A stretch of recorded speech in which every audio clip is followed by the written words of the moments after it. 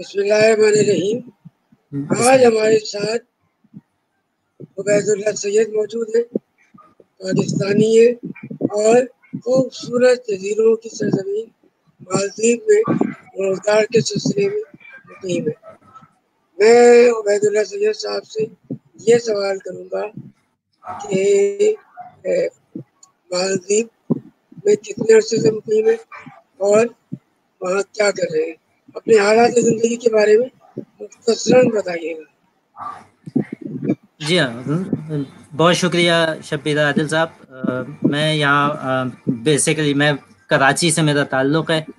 کراچی میں میری پیدائش ہوئی، وہیں پلا بڑھا، اور اس کے علاوہ میں اب ڈیٹا بیس ایڈمنسٹریٹر کے طور پہ یہاں مالدیپ میں کام کر رہا ہوں.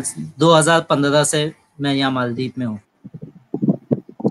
اچھا، یہ کتاب سے اگر آپ بات کریں تو کتاب ہمارے لیے اتنی اہمیت رکھتی ہے، کسی بھی قسم کی کوئی بھی موضوع ہو اس سے سروکار نہیں. کتاب پڑھنا، کتب بینی آپ کے ذہن کے دریچوں کو کھولنے کے لیے انتہائی اہمیت کی حامل ہے. آپ کے ذہن کی نشو و نما کے لیے آپ صحیح اور غلط کے تفریق کرنے کے جو صلاحیت ہے وہ کتاب پڑھنے سے ہی آپ کو آ سکتی ہے. تو اس حوالے سے جو ہے وہ میرا کتاب پڑھنے کا شوق ہمیشہ رہا. ہمارے بزرگوں سے میں نے یہ سیکھا کہ کتاب پڑھنی چاہیے، تو اسی سلسلے کو میں نے آگے بڑھایا. میں نے کبھی کتاب مانگ کے نہیں پڑھی. میری کوشش یہی رہی کہ میں ہمیشہ کتاب خرید کے پڑھوں اور پھر دوسروں کو دوں کہ آپ بھی پڑھیں. تو ابھی کراچی میں میرے پاس کوئی تقریباً مختلف موضوعات کی 300 کتابیں ہیں، اور مالدیپ میں میں نے شروع کیا ہے تو یہاں میرے پاس اب کوئی 10 کتابیں میں نے یہاں بھی جمع کر لی ہیں. یہ بتائیے گا کن کن موضوعات پہ مطالعہ کرتے ہیں آپ؟ میرا بیسک جو میرا شوق جو یہ اسلامک تاریخ کا زیادہ میرا انٹرسٹ ہے. صحابہ کرام کے دور کی جنگیں اور اس کے بعد پھر خلفائے راشدین اور یہ سارے جو اسلامی فتوحات وغیرہ ہوئیں، یہ میرا سب سے زیادہ میرا اس پہ انٹرسٹ ہے. اس کے علاوہ میں نے جو کتابیں پڑھی ان میں مشتاق احمد یوسفی کو میں نے پڑھا ہوا ہے. مشتاق یوسفی صاحب کا پورا کلیکشن میرے پاس موجود ہے. اس کے علاوہ شہاب نامہ میں نے پڑھا ہوا ہے.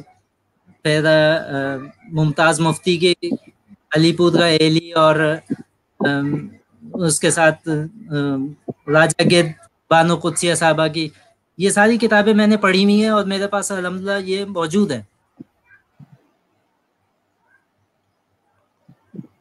عام طور پہ کہا جاتا ہے کہ نیٹ کا دور آ گیا ہے اور یہ جو کتابیں کیا نام اس کا کاغذ کی کتابوں کی ضرورت نہیں رہی. نیٹ کا دور آیا یقیناً، اور اس سے انکار بھی ہے انٹرنیٹ کی اہمیت سے. لیکن کتاب سے علم حاصل ہوتا ہے، چاہے وہ PDF پہ ہو یا کاغذی کتاب ہو. PDF پہ کتابوں کی مطالعے کی حوصلہ افزائی کرنی چاہیے. ہاں، نیٹ پہ جو معلومات ہے گوگل پہ یا پوسٹ آتی ہے مختلف فیس بک وغیرہ پہ، اس سے علم حاصل نہیں ہوتا ہے، معلومات حاصل ہوتی ہیں. آپ کا کیا خیال ہے کہ نیٹ پہ ای بکس PDF بکس زیادہ بہتر ہے اور زیادہ مؤثر ہے؟ چونکہ ظاہر ہے نوجوانوں کے ہاتھوں میں موبائل ہی ہوتے ہیں، تو ضرورت اس امر کی ہے کہ اس نئے ٹول کو بھی اچھی طرح یوز کیا جائے. اس بارے میں کیا رائے ہے؟ دیکھیں، میری رائے جو ہے وہ یہ بات اپنی جگہ بالکل درست ہے کہ انٹرنیٹ کا دور آ گیا ہے اور ہر چیز اب آپ کو انٹرنیٹ کے اوپر موجود ہے، مل جاتی ہے.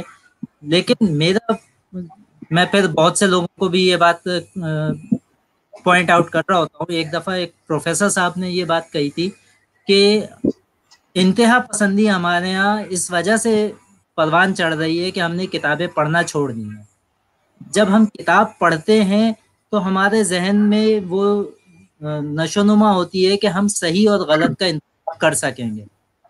جب ہم کتاب پڑھتے ہیں تو ہمارے دماغ میں یہ چیز واضح ہو جاتی ہے کہ یار یہ چیز صحیح ہے اور یہ چیز غلط ہے، اس کو نہیں کرنا ہے، اور یہ چیز صحیح ہے، اس کو کیا جانا چاہیے. آپ جب انٹرنیٹ کو یوز کریں گے آپ کو ایک اسپیسیفک لیول کے معلومات آپ کو مل جائے گی، لیکن آپ کے اندر وہ نشو نما نہیں ہوگی جس میں آپ صحیح اور غلط کا فیصلہ کر سکیں. تو آپ کتاب پڑھیں تاکہ آپ کا ذہن سازی ہو سکے، اور اس کے بعد وہ معلومات آپ کے لیے بہت زیادہ کارآمد ثابت ہوں گی جو آپ کو انٹرنیٹ سے ملیں گی. یہ میرا پوائنٹ آف ویو یہ ہے کہ آپ کتاب لازمی پڑھیں اور اپنے ذہن سازی کو آپ آگے پروان چڑھاتے ہیں. شکریہ بہت بہت. یہ تھے عبید اللہ سید، مالدیپ کے علاقے میں مقیم ہے، مالدیپ میں رہتے ہیں اور ان کو کتابیں پڑھنے کا بہت شوق ہے. بہت شکریہ. میں بھی آپ لوگوں سے، سننے والوں سے، دیکھنے والوں سے یہ گزارش کروں گا دنیا کے کسی بھی حصے میں ہو، مطالعہ کرے. کتاب علم کے ذریعے ذہن کے دریچوں کو کھول دیتی ہے اور بے شک. بہت سی چیزوں میں آپ کی رہنمائی کرتی ہے. اسی کے ساتھ آپ سے زیادہ چاہوں گا. اللہ حافظ.